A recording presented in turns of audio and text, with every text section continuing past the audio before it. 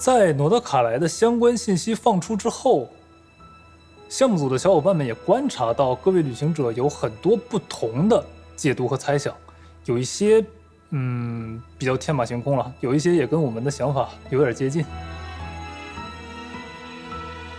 那这一次也是为了满足大家的好奇心啊，今天我们就站在创作者的角度，去跟大家聊一聊接下来诺德卡莱的版本内容。那同时呢，我其实也想借这个话题啊，和大家去分享一下，创作《原神》的理念和思路。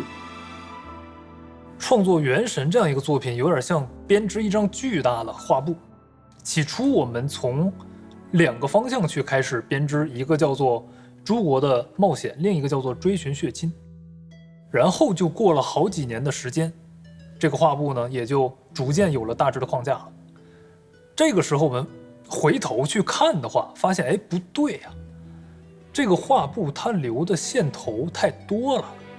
然而这些线头里面其实包含了非常多的信息，提瓦特大量的人物事都是通过这些细碎的线索串联在一起的。但是我们的节奏呢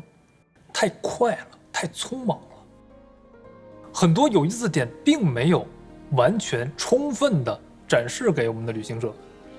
那同时这其实也是一个很普遍的创作误区，创作者有的时候会忘记自己和玩家的信息量其实是不对等的。那一旦在不知不觉间忽视了玩家的视角，忘记了玩家所看到的内容其实是不完整的话，有时候就会让玩家错过其实非常有价值的内容，甚至会产生误解。所以在今年我们想把这些线头串起来，用一种比较流畅自然的方式，把那些就好像闪光的星星重新摆到这个画布它原有的位置上面。这个就是下一年我们想要在诺德卡莱去做的事情。我们想把来自提瓦特各个角落的信息去整合起来，那最重要的前提啊，它得有一个理想的区域。那这个区域呢，它可以顺理成章的让提瓦特的各个势力聚集在一起，为了一个共同的目标去演绎一段故事。说的通俗一点就是，它得是一个先天要素集合圣体。有些旅行者可能看过 DC 漫画，那在 DC 宇宙里呢，这个地方就是哥谭市。那在 Falcom 公司的轨迹系列里面呢，这个地方就是克罗斯贝尔自治州。那在其他的游戏里也有很多这样的案例，比如说有夜之城啊、祖安啊、朝都啊、崔斯特姆啊、多兰古雷格呀，对吧？那这些旅行者们比较熟知的概念啊，它到了原神当中，那这次我们给它的名字就叫做罗德卡莱。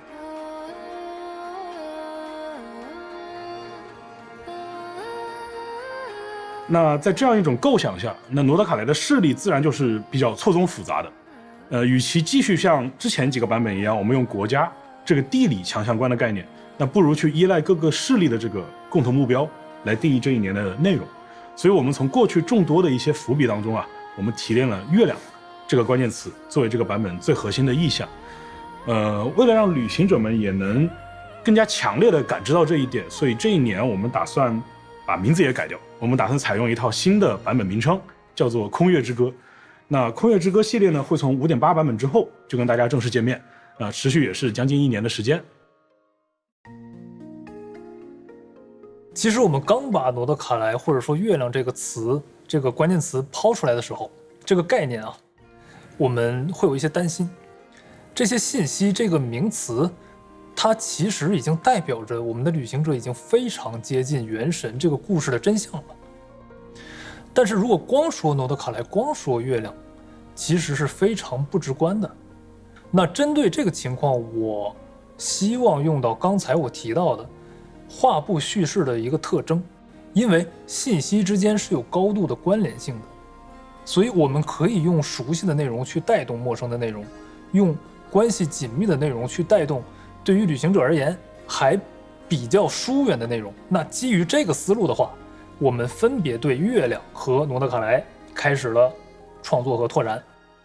在月亮的这个概念上面，原神里面其实已经存在了很多看似无关但是其实高度相关的情报，就比如说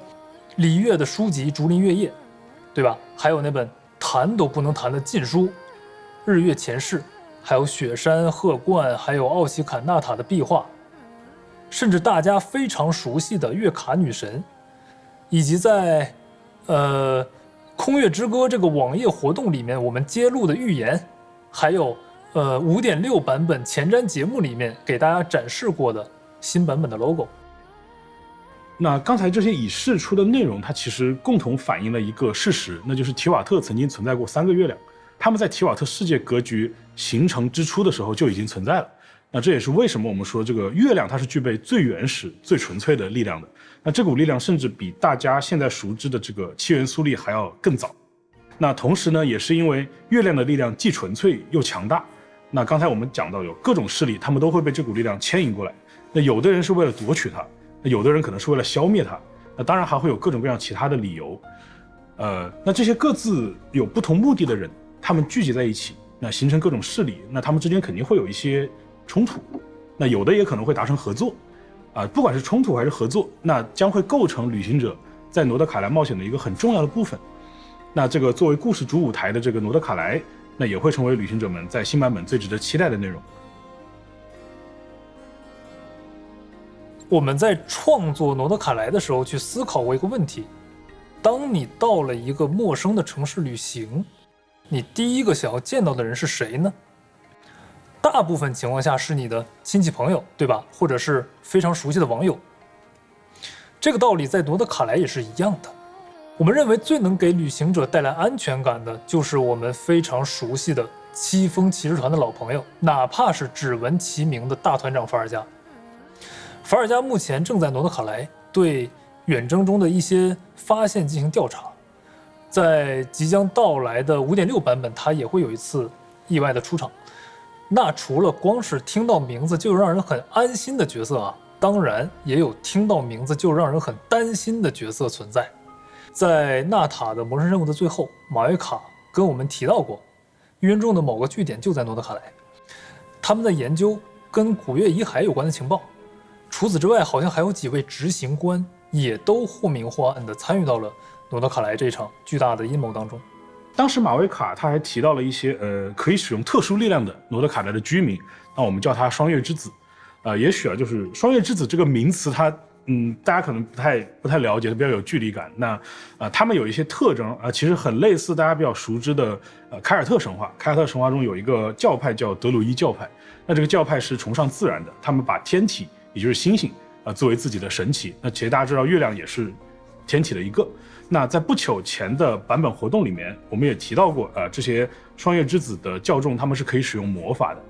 那另外呢，这种对月亮进行崇拜的组织，那也不是到了诺德卡莱这个版本才第一次提及。那实际上在原神之前的内容里，比如 1.2 版本的龙脊雪山还有 2.2 版本的鹤冠岛，那其实都有这样的组织存在。那在最近的纳塔版本，其实有一些世界任务也提及了相关的信息。那其实也不难猜就是双月之子是一个崇拜月亮的教派。那在这片土地上，他们的立场就是尽其所能的去庇护月亮带来的一切。那这一点呢，就会跟前来抢夺这个月之力量的愚人众之间一定会发生冲突。在诺德卡莱本土还有其他的几个势力：福尼契商会、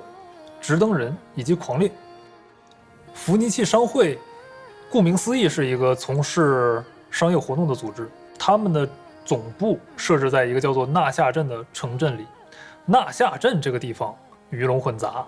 旅行者也会在这里跟各种各样的人打交道。那其中有一个叫做密文馆的独立机构是最为特殊的，他们会接受委托处理一些难以解决或者只能隐秘解决的问题。OK， 那直登人和狂猎呢，又是另一个故事了。他们也是彼此存在冲突的势力。诺德卡莱之所以在剧情里面被称作一块自治区域，有一部分原因就是这里是处在提瓦特世界的边缘的。坎瑞亚的灾变发生之后，这里也是第一批受到深渊侵蚀的区域。这里存在的深渊势力其实是非常强大的，以至于形成了一种名为狂猎的深渊灾害。狂猎这个势力或者说这个名词来自于北欧的民间神话，是它的意思是说一群幽灵或者说超自然生物组成的一个大军，无止境的在野外去追逐猎物。狂猎的成员可能是精灵、仙女，甚至是死者。而在原神里呢，狂猎是一群幽魂大军。狂猎的灾害的开始往往是以旅行者们已经见过的深渊魔物，也就是兽境猎犬作为先锋。随后这个幽魂大军会无情地抹消掉他们途经所遇到的一切存在。正是因为诺德卡莱有狂猎肆虐所以他也驻扎着一个自古以来专门对抗狂猎的组织。那他们被称作直登人那这个词也不是我们第一次提及在 5.5 版本我们新推出了一套圣遗物，这个圣遗物的故事讲述的就是这个组织的一些事迹。简单理解的话，他们就有点像是守卫在诺德卡莱附近的边防战士，是一支纪律很严明的兵团。那讲到这里，我们其实已经介绍了有霜月之子，有愚人众，有弗尼西商会，有直登人，还有狂猎。那再加上之前情报当中提及过的，还有其他的活跃在诺德卡莱这片土地上的势力那我想就是旅行者应该可以意识到，就是我们所说的这个千头万绪的这个线头也好包括刚才画布式的这个叙事也好，其实也不是我们随随便便打的比方。那要把这些不同来历不同个性的势力融合到《空月之歌》这个大版本的故事和世界当中其实是个非常非常庞大细致的工程。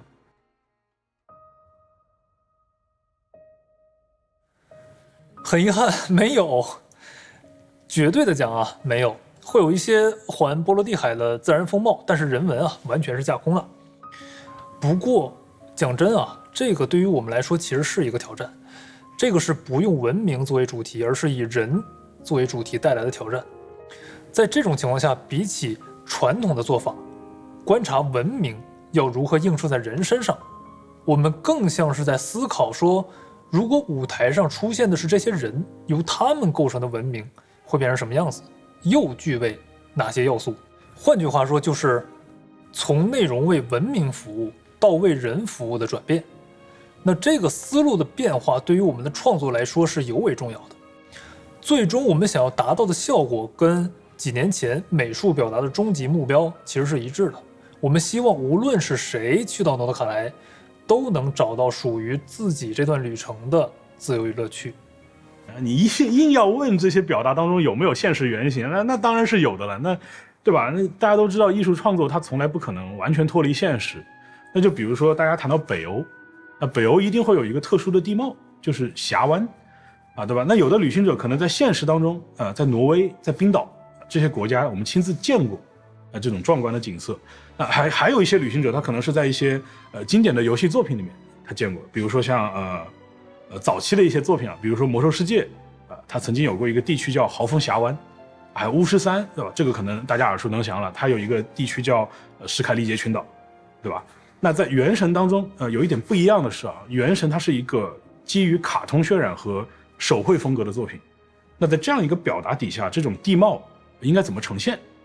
那这件事情也是我们曾经没有做过的事情。虽然它没做过虽然它很难，对吧？但是它非常有价值。再比如刚才提到的霜月之子和愚人众的冲突，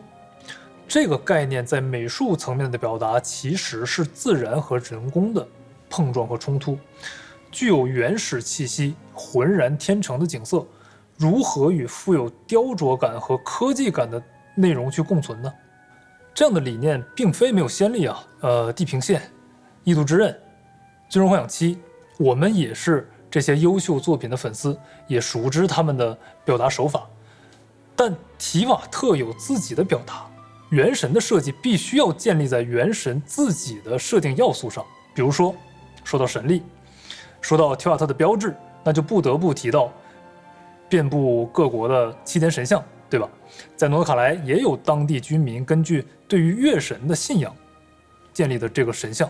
那么双方在诺德卡莱在提瓦特原始力量上的争夺，是否可以具象化为对神像的干预呢？我们其实可以尝试通过神像的外观变化来体现两股势力相互对抗的地方生态。刚才我们也提到一个问题，就是创作者和玩家之间是会存在一些信息差的。那消解创作者和玩家之间的信息差，就是我们经常面临的一个挑战。比如我举个例子，就是提瓦特的科技水平问题。很多旅行者他其实基于早年接触原神的印象，他认为提瓦特是一个比较落后的，大概15世纪左右的奇幻世界。那其实我们随着这5年多的内容更新，我们有陆陆续续的给玩家展示提瓦特这个世界不同的侧面，比如在纳塔这个版本，我们有很多远超人类文明的古龙科技。但是比如说前几年每一个国家它都会有一些组织，比如教令院，比如愚人众，比如枫丹科学院，那他们也是一直在尝试挑战尖端的科技。所以接下来在这个有很多个势力融合的诺德卡莱，是自然会出现比其他地方高得多的科技造物和一些独特的风景的。虽然我们是认为这些内容的铺垫时间已经足够长了吧，涵盖的内容面也比较丰富，但是具体的在某个特定的位置呈现它们的时候，不可避免的还是会让一些旅行者觉得比较突兀。那持续的如何解决这个信息差的问题，如何去消解它，其实对我们来说也算是一个难题。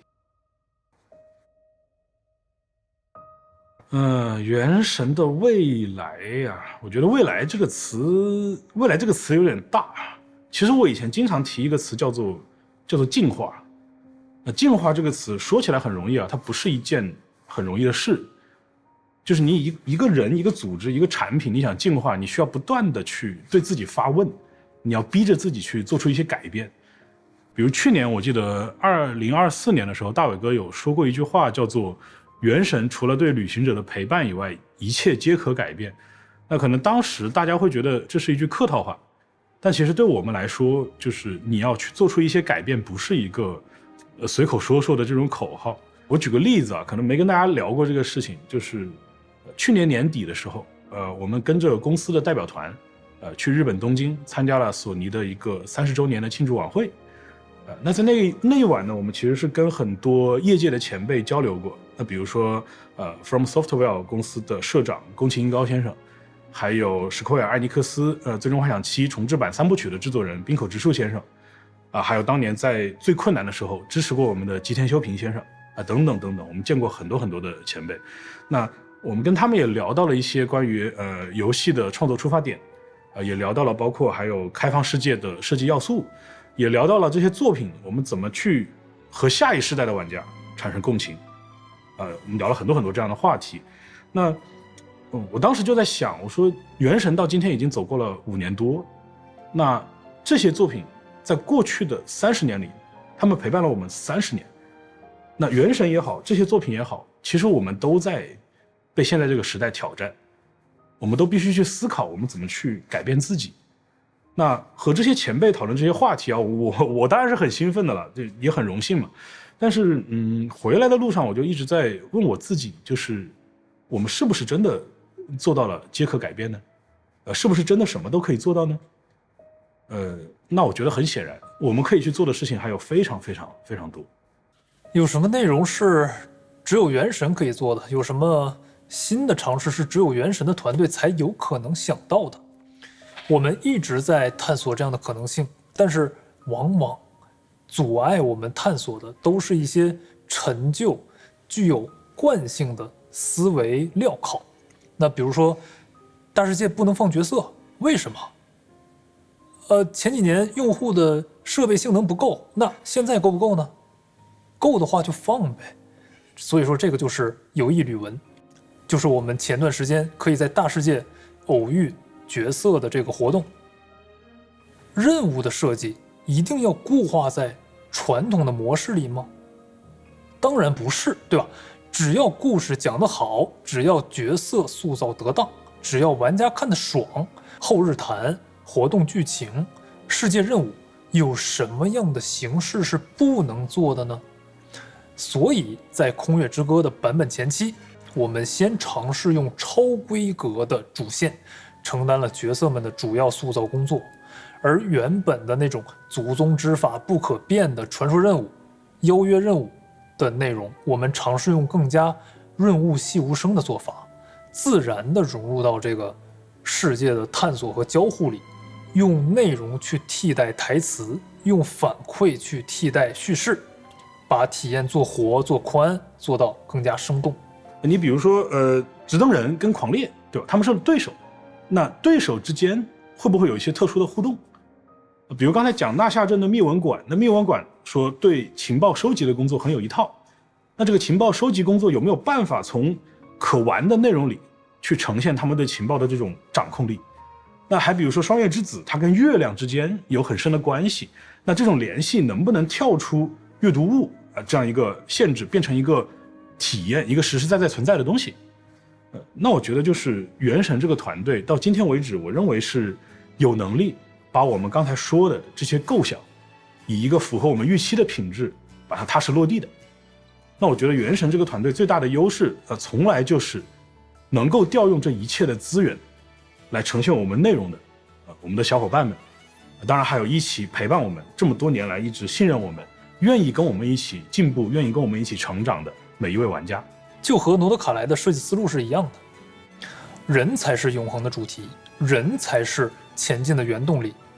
只要我们团队的小伙伴还在坚持做好的东西，做难的东西，做别人没有做过的东西，那这个优势就不会轻易的丧失掉。这就是原神以及整个米哈游所坚持的 something new, something exciting, something out of imagination。 我们有信心，也必然可以在未来持续给玩家带来新的惊喜。